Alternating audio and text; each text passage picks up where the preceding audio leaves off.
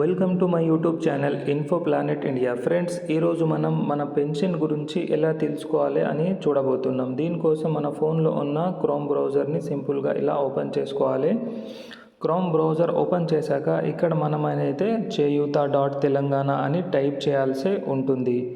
ఇది ఎందుకంటే ఇప్పుడు ఉన్న పెన్షన్ స్కీమ్ పేరు చేయూత అనమాట. ఇంతకుముందు ఆసరా పెన్షన్ ఉంది కానీ ఇప్పుడు చేయూత ఉంది.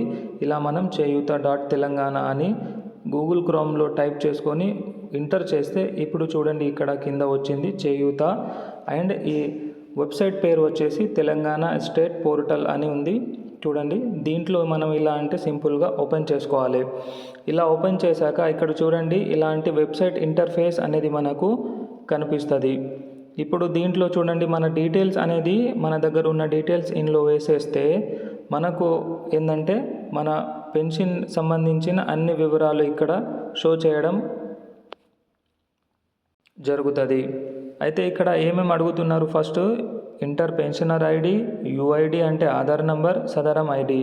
అయితే దాదాపు ఎక్కువ 90% మెంబర్స్ దగ్గర సదరం ఐడి అనేది ఉండదు, ప్లస్ పెన్షనర్ ఐడి కూడా చాలామంది దగ్గర ఉండదు.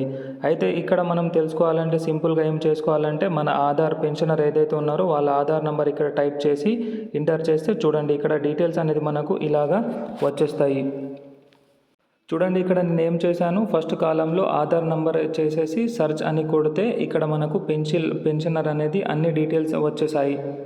అంటే ఇక్కడ పెన్షనర్ స్టేటస్ లైవ్ అని ఉంది. నవంబర్ నెలలో తీసుకున్నారు, 4016 రూపాయలు వీళ్లకు అందినాయి.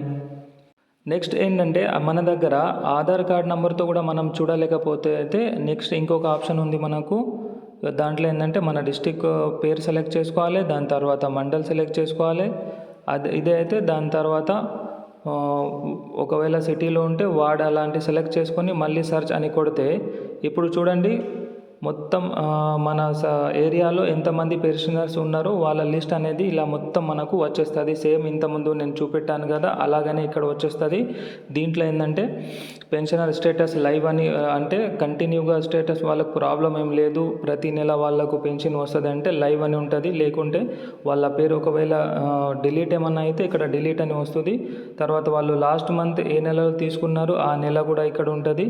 ప్రతిదీ డీటెయిల్ అనేది ఇక్కడ ఉంటుంది అన్నమాట. ఇది కంపల్సరీ ప్రతి ఒక్కరూ చెక్ చేసుకోవాలి. ఏంటంటే గవర్నమెంట్ రీసెంట్గా 2000 మెంబర్స్ని పేరు తీయడం జరిగింది. అలా మీ పేరు ఒకవేళ వెళ్ళిపోయిందా లేదా అని చూసుకోండి.